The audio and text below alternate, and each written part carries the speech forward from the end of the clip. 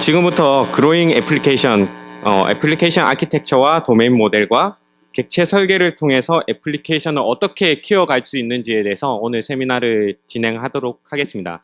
첫 번째 시간으로 이제 애플리케이션 아키텍처 안티 패턴이라는 주제로 박성철님께서 진행을 해주실 겁니다. 큰 박수로 맞이해 주십시오. 안녕하세요. 신청 현황 보니까 딱 한 자리 하나씩 이렇게 앉을 수 있게끔 적정한 인원이 모인 것 같아요. 편하게 들어주시면 될 것 같고요. 비싸게 오셨잖아요. 3만 원. 저희 뭐 소개하셨을지 모르겠지만 저희 KSUG가 어디 스폰이나 이런 거 안 받고 그냥 우리 힘으로 이렇게 한번 모임을 가져보자라는 취지로 한동안 계속해서 이렇게 운영을 하고 있어요. 오늘 책 나눠드릴 텐데 이 책도 다 저희 참가비로 산 거예요. 그래서 하나도 외부 기관이나 여기 도움받지 않았고요. 다 우리가 같이 만들어가는 모임이다 이런 생각으로 만들어 가니까요. 단순히 그냥 돈 내고 참석한 거 외에 발표하는 과정에서도 그러니까 뭔가 인터랙션이 좀 있었으면 좋겠어요. 그냥 3만 원 내고 뭐 얼마나 좋을지 모르겠지만 저 빼고는 다 좋으실 것 같아요. 좋은 분들이 발표하니까 물론 보장이 되겠지만 그럼에도 불구하고 뭔가 좀 더 뭐 질문이라든가 도전이라든가 이런 것들이 좀 있었으면 좋겠다는 생각이 듭니다. 네, 오늘 제가 발표할 내용은 애플리케이션 아키텍처 안티 패턴이라는 제목이에요. 뭐 이 중에서 몇 분이 오셨을 수도 있는데 지난 테크 플래닛 때 제가 이걸로 발표하다가 사고가 나가지고 다 마무리를 못했어요. 그래서 오늘 모임이 아마 그것 때문에 좀 만들어졌던 것 같은데요.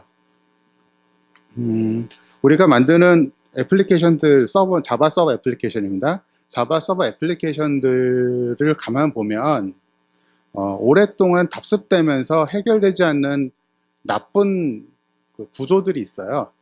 그거에 대해서 오늘 얘기를 하려고 합니다. 저는 박성철이고요. 특별히 뭐 그냥 소개할 만한 내용은 없습니다. 제 장표마다 넣는 건데 생즉고라고 삶은 고되다. 예. 불교에서 쓰는 말이라더라고요. 저는 불교 신자는 아니지만 예. 삶은 고되다. 네. 그래서 어쩌라고 예. 어떻게 해야 되냐면 우리가 더 똑똑해야 되고 더 강해져야 된다. 이런 말이라고 하더라고요. 네. 그래서 오늘 같이 모인 이유도 우리가 같이 공동으로 가지고 있는 문제들 이런 것들 해결하고 어떻게 하면 더 나은 삶을 살 수 있을까? 더 쉽게 살 수 있을까? 이런 것들에 대해서 논의하는 자리라고 생각합니다. 예, 오늘은 아키텍처에 대해서 얘기할 텐데요. 아키텍처가 뭔지에 대해 정의가 사람마다 굉장히 많이 달라요. 모호하고요. 네. 오늘은 그 중에서도 아키텍처는 보통 비전하고 구조로 나눌 수가 있어요. 그러니까 뭘 개발할 거야 랑 이걸 어떤 구조로 개발할 거야 이렇게 둘로 나눌 수 있는데 오늘은 제가 구조에 대해서 얘기하려고 합니다.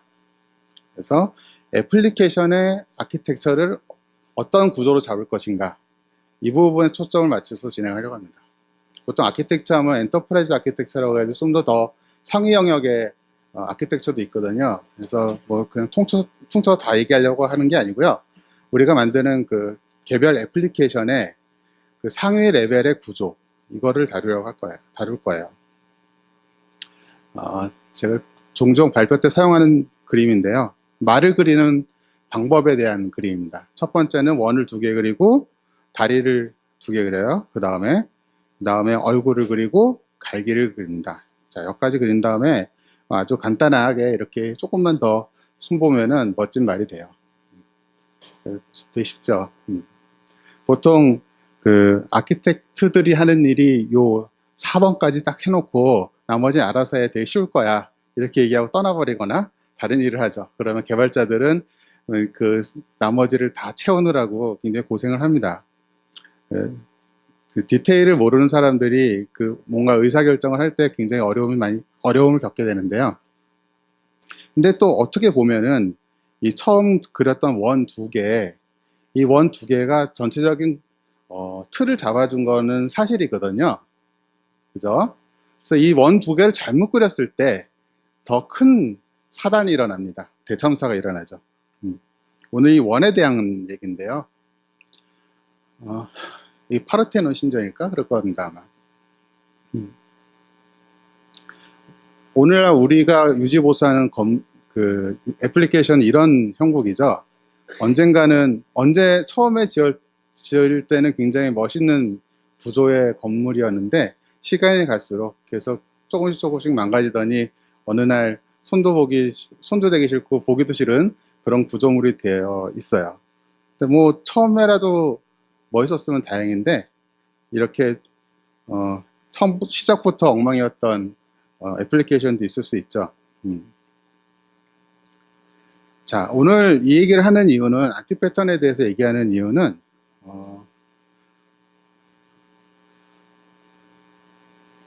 우리가 어떤 것을 학습하려고 할 때 처음에는 결과가 잘 안 나와요. 맨 오른쪽 제 방향의 오른쪽 맨 오른쪽 그래프에서처럼 처음에는 이렇게 뭔가 성과가 잘 안 나오다가 어느 정도 시간이 되면 쭉 이제 성과가 나서 배우는 재미가 있습니다. 그러다가 또 고지에 도달하면 더 이상 늘질 않아요. 시간이 지남에 따라서 S곡선, X커브라고 이제 보통 얘기하는데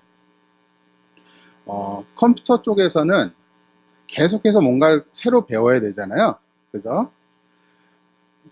근데 이걸 배울 때마다 그냥 쭉쭉 늘어나면 모르겠는데 또는 처음 곡선처럼 그냥 한동안 기다리면은 언젠간 올라가겠지라고 보장이 되면 좋은데 애석하게도 실제로 보면은 내려가기도 하고 절대로 안 올라가는 구간도 있고 갑자기 올라가는 구간도 있고 들쭉날쭉합니다. 근데 우리는 빨리 개발하고 퇴근해야 되고 또 빨리 개발하고 돈 받고 튀어야 되잖아요. 그렇기 때문에 이런 성능이 떨어지는 구간을 참아내질 못해요. 새로운 기술을 도입하고 이 기술이 내 밥벌이에 도움이 되는 데까지 걸리는 이 시간을 참아내지 못해요. 또 심지어는 어떤 경우는 그 기술이 잘못돼서든 아니면 내가 학습을 잘 못해서든 오히려 퍼포먼스가 떨어지는 경우도 있어요. 그래서 우리는 어느 순간부터 저 점선처럼 어느 수준에 머물러서 더 이상 올라가지 않고 있는 것 같습니다. 그래서 이 상태로는 우리가 비전이 없다. 이 상태로는 뭐 우리가 너무 힘들게 사는데 삶이 고난인데 그나마 고난인데 그조차도 해결을 잘 못하고 있는 상황인 거죠. 이 상태로 너무 오랫동안 우리가 머물러 있다 이런 느낌이 들었어요. 그래서 좋은 거에 대해서는 얘기를 많이 했잖아요. 디자인 패턴이 어떻고 뭐 리팩토링이 어떻고 막 좋은 얘기는 많이 했는데 그걸 우리 한 민낯을 보자. 거울을 보고 맨몸으로 우리의 흉한 모습이 어떤 건지 한번 보자. 뭐 그렇게 한번 보면 재밌겠다라는 생각이 들어서 한동안 좀 계속 시간 날 때마다 정리를 했고요. 그걸 오늘 모아서 앞에서 지금 발표하고 있습니다. 자, 뭐가 옳고 그른지 판단을 해야 될 때가 있잖아요. 그래서 오늘 딱 두 가지만 얘기할 거예요. 하나는 중복 배제의 원칙입니다. 우리가 만드는 소프트웨어에서 동일한 기능을 하는 데는 딱 한 군데만 있어야 된다. 네. 여기 멋있게 썼어요. 모든 지식의 단편은 시스템 안에 단일의 명백한 권위 있는 표상을 가져야 된다. 네. 누가 이렇게 썼는지 전 컷앤페이스트 했습니다. 한 군데만 있어야 된다는 얘기예요. 그래서 그걸 고칠 때는 거기만 고치면 다 고쳐져야 돼요.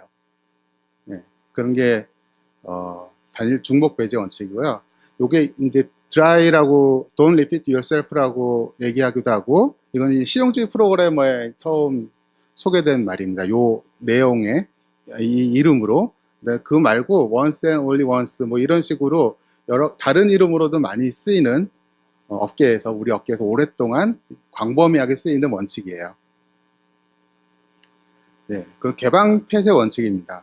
솔리드 많이 요새 아시죠? 네, 솔리드 중에서 가장 대표적인 아마 이 솔리드 전체가 OCP를 위한 하부 원칙이라고 볼 수 있어요. 네, OCP를 하려다 보니까 뭐 SRP도 있고 DIP도 있고 뭐 이런 것들이 다 이제 필요한 거죠. OCP의 의미는 어떤 모듈을 수정할 때 어떤 모듈 그 모듈로 인해서 다른 모듈이 영향을 받지 않도록 해라 라는 의미입니다. 인터페이스를 수정하지 말아라. 그래서 그 변경에 대해서는 폐쇄적이어야 된다. 막혀 있어야 된다. 예, 인터페이스 그 객체와 다른 객체 사이의 인터페이스는 변경 유지가 돼야 되고, 하지만 그 객체를 확장해 가지고 새로운 기능을 추가한다거나 변경한다거나 하는 일은 가능해야 된다. 예, 이게 OCP입니다. 결국은 어떤 모듈의 변경이 다른 쪽으로 다른 이웃 모듈로 파급이 되지 말아야 된다. 변경으로 인해서 영향도가 파급되지 말아야 된다라는 원칙이라고 볼 수 있습니다. 이 두 가지를 가지고 계속해서 보도록 할게요. 우리가 만드는 건 소프트웨어지만 오랫동안 하드웨어의 영향을 받았어요. 지금도 역시 마찬가지고요. 하드웨어가 계속해서 혁신을 일으키고 새로운 기술들이 도입되면서 소프트웨어는 그에 따라서 여러 가지 대응을 했습니다. 이걸 이제 60년대, 80년대, 90년대 간단하게 한번 다뤄볼게요. 왜냐하면 지금 우리의 문제가 이 역사적인 변화에서 유래를 찾을 수 있기 때문이에요. 오늘날 우리는 다중계층 아키텍처를 씁니다. 예, 이렇게 여러 가지 레이어를 나눠서 크게 이제 세 개로 나누죠. 표현 계층, 비즈니스 계층, 데이터 계층. 이름은 조금씩 다 다를 수 있어요. 예, 뭐 표현 계층을 웹 계층이라고 하기도 하고, 비즈니스 계층을 뭐 서비스 계층이라고 하기도 하고, 도메인 계층이라고 하기도 하고, 데이터 계층은 뭐 퍼시스턴트 계층이라고 얘기도 하죠. 영속화 계층. 뭐 이렇게 이름은 다를 수 있는데, 또는 세 개가 아니라 네 개, 다섯 개일 수도 있는데, 멀티 레이어 아키텍처를 사용합니다. 왜 이럴까요? 예. 60년대, 70년대에는 그 전에 그때는 서버에서 모든 일을 처리했어요. 그리고 천공 카드를 써가지고 배치로 처리를 한다거나 온라인으로 처리하더라도 터미널은 덤이었습니다. 아주 단순한 그냥 테레비에 키보드 달린 수준의 그 장치였어요. 그래서 모든 연산은 중앙에서 했습니다. 그러다가 PC랑 워크스테이션이 보급되면서 서버 클라이언트 모델이라는 게 생겼어요. 그 제록스 팔로알토 연구소라고 거의 뭐 요즘 컴퓨팅 환경이 그 연구소의 결과물에 영향을 많이 받았다는 거 받지 않은 게 거의 없다라고 할 수 있는 그런 혁신적인 연구소였는데 뭐 스티브 잡스가 거기 가지고 구이 보고 나서 카피한 다음에 맥을 만들었다는 이제 그런 에피소드도 있잖아요. 거기 인터넷도 만들어졌고 PC도 최초의 PC, 최초의 타블릿, 그다음에 뭐 스몰톡이라는 객체 지향 언어, 객체 지향 프로그래밍이라는 게 거기서 처음 나왔죠.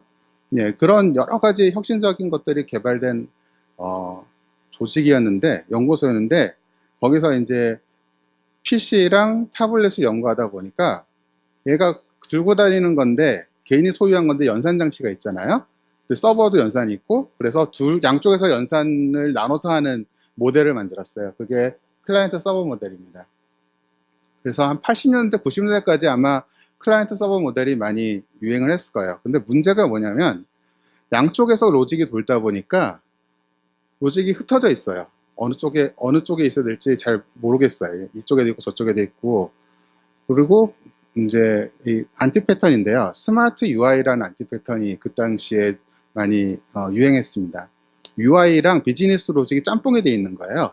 마우스 버튼, 안드로이드 앱을 예를 들면 버튼을 클릭하면은 그 버튼 클릭에 대한 이벤트를 처리하는 리스너가 있잖아요. 핸들러. 그 핸들러 안에 비즈니스 로직이 들어가 있어요. 이게 막 흩어져 있는 거죠. 그렇게. 그래서 UI랑 비즈니스 로직이 짬뽕이 되어 있는 형태, 그걸 스마트 UI라고 합니다. 유지보수가 굉장히 힘들었어요. 예, 그래서 그걸 해결하자라고 해서 만들어진 게 3티어 또는 4티어, 이건 N티어 아키텍처입니다. 중간에 그 비즈니스 로직을 모르고 UI는 UI 단에서는 UI만, DB는 데이터 저장만 하도록 하자. 비즈니스 로직을 가운데로 모으자. 그래서 애플리케이션 서버라는 것 또는 미들웨어라는 것들이 그때 나왔고요. 이 가운데서 모든 로직을 처리하자라고 뭐 우리 더 이상 싸우지 말자 이렇게 된 거죠. 그럼 다중계층 아키텍처는 이 상황에서 그 중앙에 있는 애플리케이션 서버가 여전히 그 표현 계층 클라이언트와 인터페이스하는 부분이 있고 또 데이터 계층과 인터페이스하는 부분이 있잖아요. 그래서 그 안에서 레이어를 나눈 것을 다중계층 아키텍처라고 부르는 거예요. 오늘날 우리가 다중계층 아키텍처를 쓰는 이유는 멀티 티어이기 때문이에요. 예, 우리 여기까지가 제가 오늘 말을 이제 시작하러 가는 요이 땅, 예, 일본 말이네요. 예. 예, 시작입니다. 여기서. 자.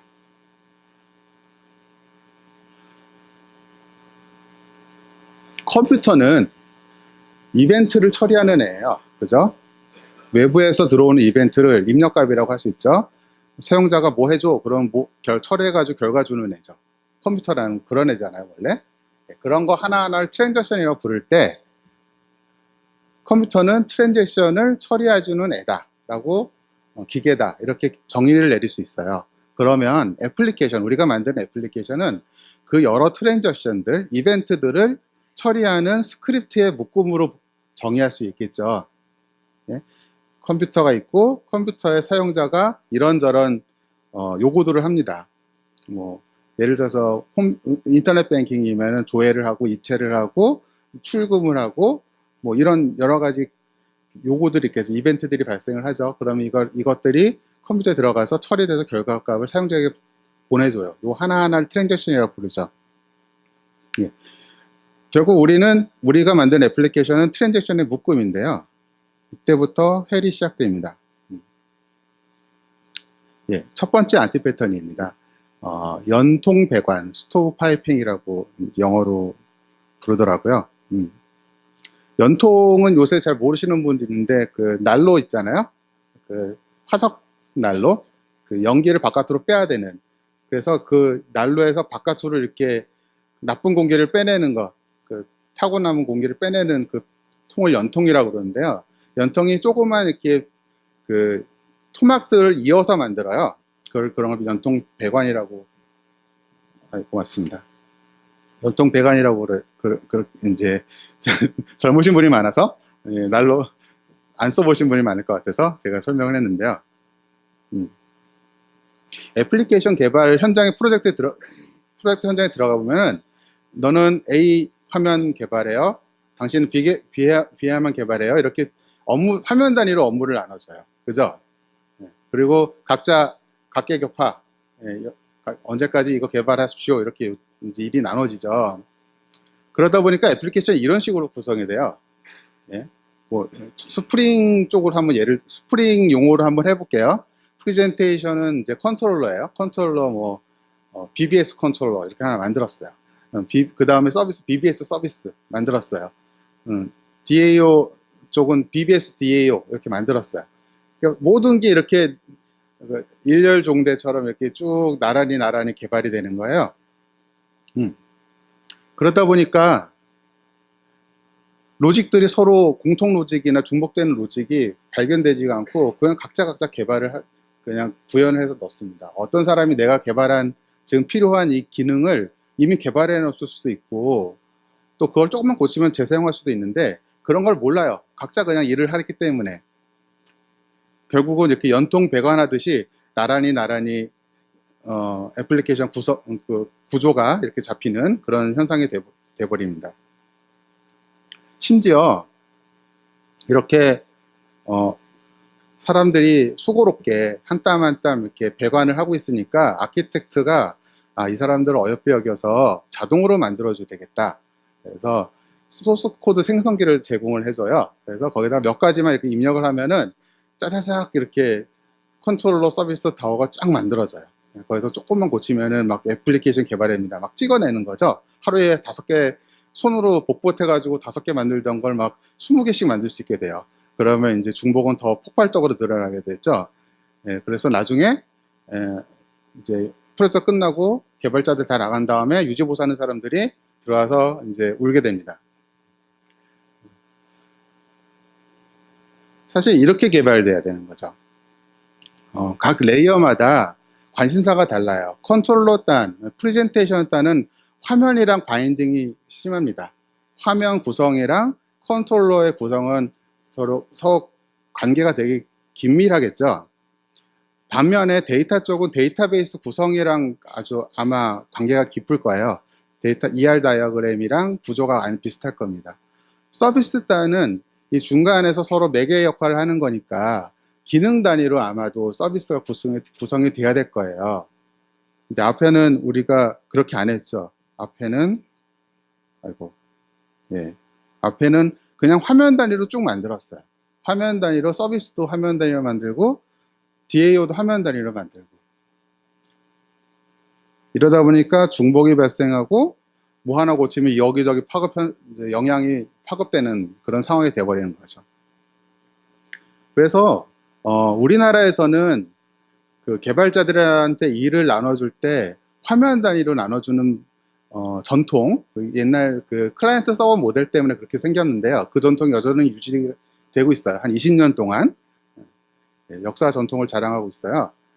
아무도 이거에 항의를 못하죠. 그런데 미국 사람들은 옛날부터 왜 그래? 쟤네들은 그렇게 느껴질 정도로 이 티어 단위로 일을 나눠서 해요. 화면 개발하는 사람, 서비스 쪽 개발하는 사람, 이렇게 좀 티어 단위로 일을 나눠서 하더라고요. 그래서 예전에는 왜 이렇게 불편하게 일을 하지 쟤네들은? 이런 생각을 했었어요. 근데 나중에 생각해 보니까 그게 조금 커뮤니케이션을 많이 해야 되죠. API도 서로 이렇게 협약해가지고 미리 규약을 만들어야 되고 하지만 결국 애플리케이션이 제대로 만들어지려면 그렇게 해야 되겠더라고요. 예, 이 구조에서 서로 얘기해가지고 중복된 코드를 잡아내는 것보다 여기서 차라리 인터페이스를 약속하고 따로따로 개발하는 게 훨씬 낫잖아요. 예. 그래서 처음에는 옛날에는 이해 못했다가 요새는 그래서 그렇게 하는구나 라는 생각을 하게 됐습니다. 네. 첫 번째 안티 패턴 설명했고요. 두 번째 스마트 DAO입니다. 아까 제가 스마트 UI 얘기했었잖아요. 클라이언트 서버 모델에서는 클라이언트 쪽에 로직이 잔뜩 들어가 있어서 UI랑 비즈니스 로직이 짬뽕돼 있다고. 근데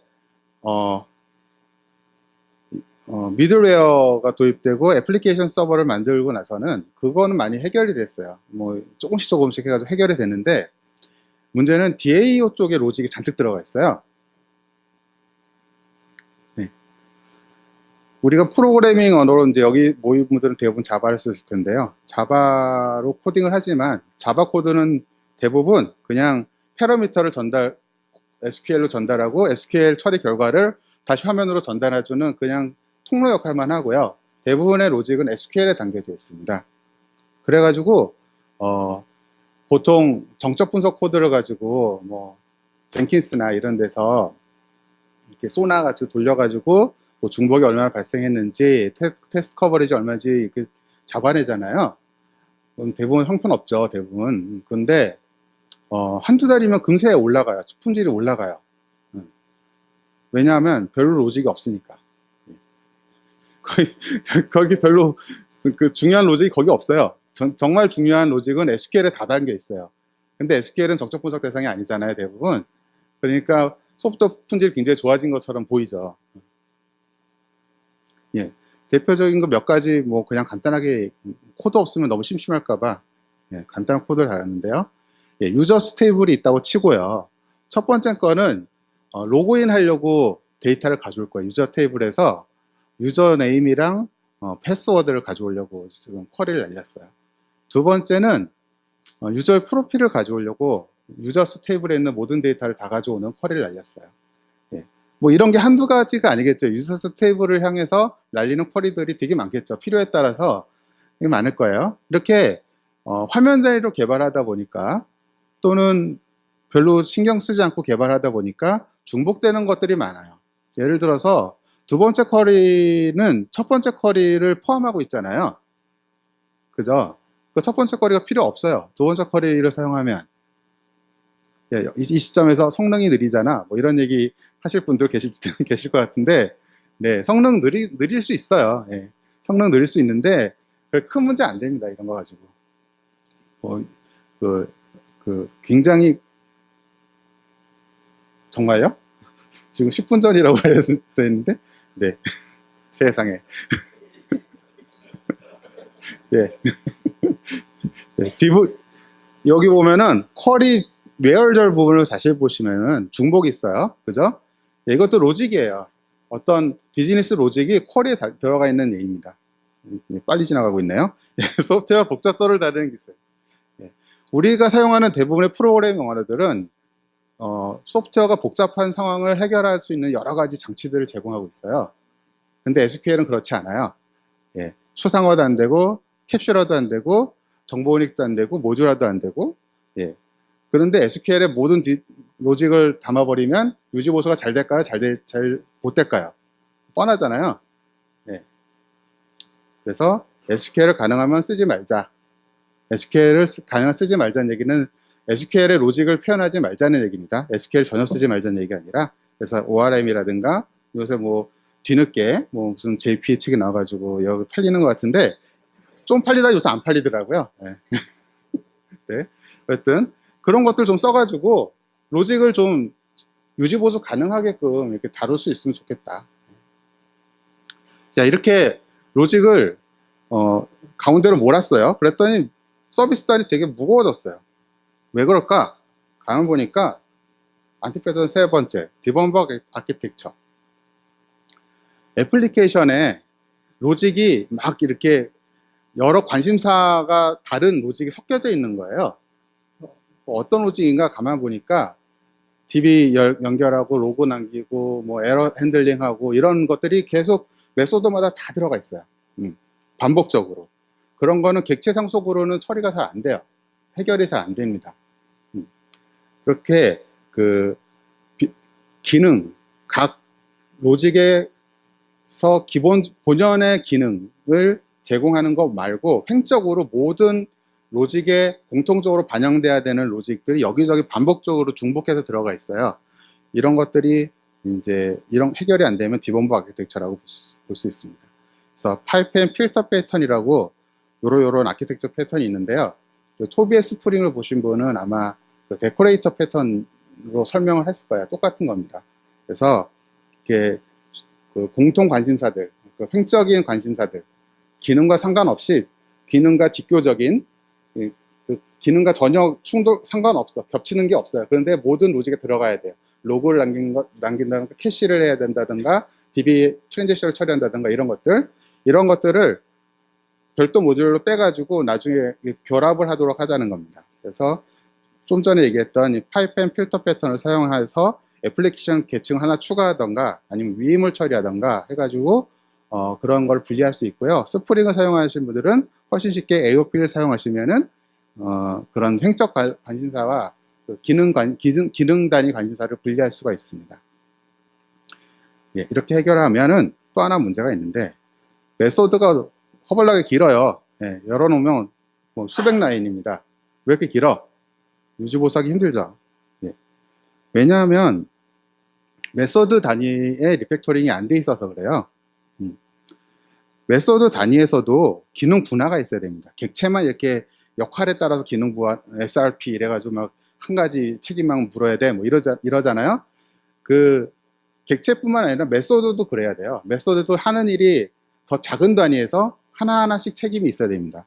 그렇게 기능을 작은 단위로 나누고 또 중복된 거를 분리하다 보면은 귀 메소드가 이제 짧아지게 돼요. 그 중에 하나 도움이 될 만한 게 조합 메소드라는 건데요. 켄트 백이 쓴 스몰톡 베스트 프랙티스인가? 네, 그런 책이 있고 그 다음에 자바용으로 그걸 새로 작성한 게 임플리먼테이션 구현 패턴이라는 책입니다. 에이콘에서 나온 건데요. 번역이 아주 안 된 건 잘못된 건 아닌데 엉터리는 아닌데 조금 읽기 힘들게 번역이 돼 있어서 그런지 잘 안 팔렸어요. 근데 정말 좋은 책입니다. 자바 개발자들은 디자인 패턴보다 훨씬 도움이 되는 책이니까 꼭 보세요. 여기 이 메소드 보시면 직접 뭔가 연산을 안 하고 다 다른 메소드를 호출해가지고 일을 처리해요. 그죠? 지금 보면은 직접 뭘 하는 게 없어요. 무슨 메소드를 처리해서 결과를 가져온 다음에 또 다른 메소드 호출하고 또 다른 메소드 호출하고, 그래서 이 애플리케이션 이 메소드 자체는 다른 메소드를 호출하는 역할만 해요.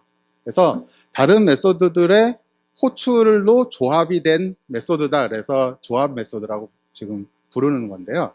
이렇게 메소드 단위의 추상화를 구현하면, 적용하면 그 서비스 안에서의 메소드 크기도 줄어들고요. 유지보수도 훨씬 하기 쉬워집니다. 그리고 이렇게 해보는 어떤 효과가 일어나냐면, 이 메소드 하나하나가 또 다른 또 다른 수준의 언어가 돼요. 그런 것들이 모이면 어휘가 되는 거거든요. 그래서 우리가 자바로 애플리케이션을 개발하지만 자바 위에 또 다른 우리만의 도메인 스페시픽 랭귀지를 만드는 격이 됩니다. 여기 보면은 로버트 C 마틴의 클린 코드에 나오는 내용인데요. 읽어보시면, 오늘 제가 드리는 책에도 아마 몇 개 있을 거예요. 5분 남았다는 팻말이 올라올 것 같아가지고 너무 긴장이 되네요. 제가 좀 이따가 마지막 시간을 제가 하니까요. 오늘 요 시간에서 다 처리 못하는 건 그때 미뤄서 하겠습니다. 그때 다 못하면 어떡하지? 예, 함수 작성법, 이런 함수를 이런 식으로 작성하라. 그래서 클린 코드에 보면은 2장인가 3장에 함수 작성법이 있어요. 정말 좋은 내용이고요. 임플리멘테이션 패턴에도 그 함수, 그 메소드 안에서, 클래스 안에서의 함수는 어떻게 만들어야 될까에 대한 내용이 정리가 돼 있어요. 리팩토링에도 많은 내용이 있고요. 이 세 책에 있는 내용은 꼭 다시 보시기 바랍니다. 우리가 너무 디자인 패턴에만 신경을 쓰고 더 근본적인 메소드나 함수에 대해서 신경을 안 쓰는 경향이 있어요. 자바 개발자들은. 이번에 자바 8에 람다가 들어왔잖아요. 람다가 들어오면서 생긴 게 뭐냐면 메소드 레벨의 추상화가 가능해졌어요. 그전에는 추상화를 하려면 클래스 레벨에서 해야 되거든요. 근데 이제는 메소드 레벨의 하이 오더 펑션을 사용하면 메소드 레벨에서 추상화가 가능해요. 그러면 메소드를 더 잘 쓰는 기술이 필요합니다. 굉장히 중요해집니다. 예, 5번째 안티 패턴인데요. 하는 놈 따로 아는 놈 따로. 객체 지향의 원칙은 상태와 그 상태를 다루는 로직을 한 대에다 모아놓는 거잖아요. 한 바구니 속에다가. 그걸 클래스라고 부르고요. 근데 우리가 자바 애플리케이션 개발하면서 그렇게 안 해요. 데이터는 따로 관리하고 로직은 따로 관리하고. 왜 그렇죠? 전 자바를 좀 늦게 들어왔는데 자바 개발자들은 어떻게 일하나 하고 살펴보다가 깜짝 놀랐어요. 얘네들은 왜 객체 지향 언어로 객체 지향을 안 해? 예. 네, 그렇습니다. 특히 아까 그 스마트 다오 얘기했잖아요. 상태를 자바에 두지 않고요. 자바 코드에 두지 않고 모두 DB에다만 둬요. 그리고 그 상태를 다루는 뭐 변경을 한다거나 읽는다거나 새로 추가한다거나 하는 그 상태를 생성한다거나 하는 그런 건 모두 쿼리로만 처리합니다. 우리 SQL로. 예를 들어서 게시판을 보면 1 증가시켜야 되잖아요. 1 증가시키는 작업을 어떻게 하시나요? 네, 쿼리로 하죠. 업데이트 문 날려가지고. 그러니까 상태를 변경시키는, 상태라는 게 DB에서만 머물고요. 자바로 안 넘어와요. 그냥 패러미터로 전달될 뿐이지 상태가 메모리상에 관리되지 않습니다. 예, 이 다음 시간에 설명이 될 내용인데 조영호 님이 자세히 설명할 텐데, 도메인 모델을 도입함으로써 이런 것들이 자바가 상태를 관리하도록 변경이 가능하고요. 이렇게 되면은 로직을 훨씬 더 잘 정리할 수 있게 돼요. 이 로직을 어디다 둬야 될까? 이런 고민을 하는 게 훨씬 쉬워집니다. 예, 그렇게 되면 데이터베이스에 어떤 값을 저장하는 게 그전에는 그냥 인서트, 업데이트 이런 거였다면, 이제는 메모리에서 관리하는 상태를 잠시 보관하는 용도, 영속화라고 얘기하거든요. DB에 저장한다는 행위의 의미가 달라져요. 그전에는 DB의 상태가 있고, 5분 전이네요. 네. DB의 상태가 있고, 그 DB를 처리하기 위해서 쿼리를 했는데, 이제는 메모리 상태가 있고, 메모리는 휘발성이니까 이 메모리를 영구적으로 보관했다 다시 꺼내서 처리할 때까지 보관해 놓은 용도로 DB가 사용됩니다. DB의 의미가 달라져요.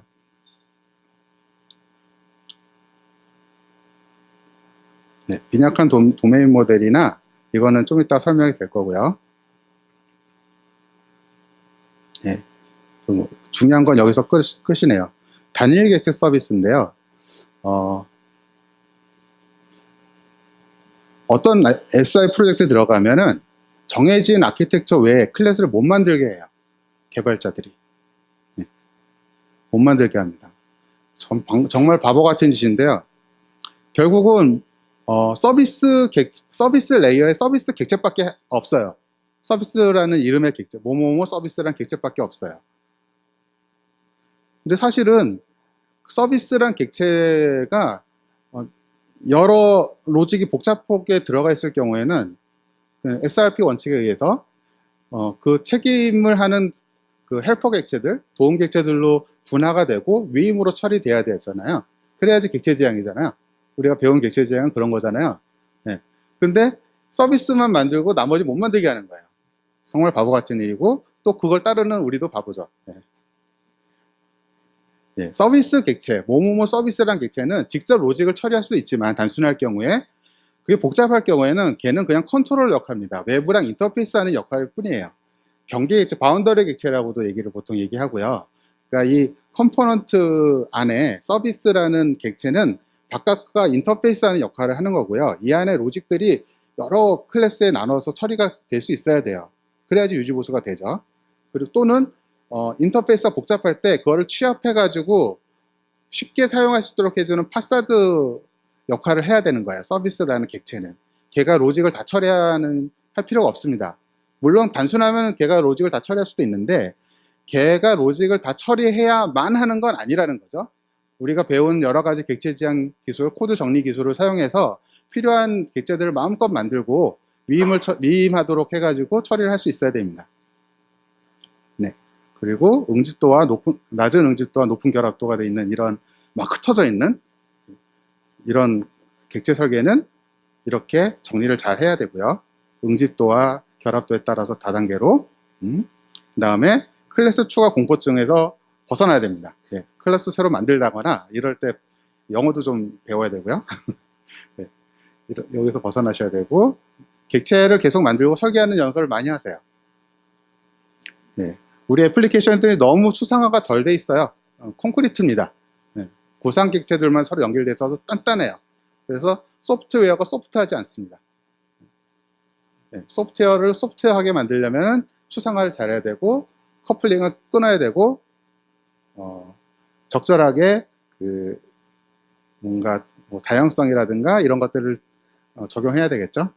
이거는 이제 법칙이 없으니까 계속 연습해가지고 해결하는 수밖에 없습니다. 네, 의존 가게들이 꼬이지 않도록 잘 하셔야 되고요. 네, 이건 이제 좀 전에 얘기했던 그 콘크리트한 일이 일어나지 않도록 하자. 네, 무거운 서비스를 정리하면 AOP 사용해서 종적 관심사와 횡적 관심사 분리해야 되고요.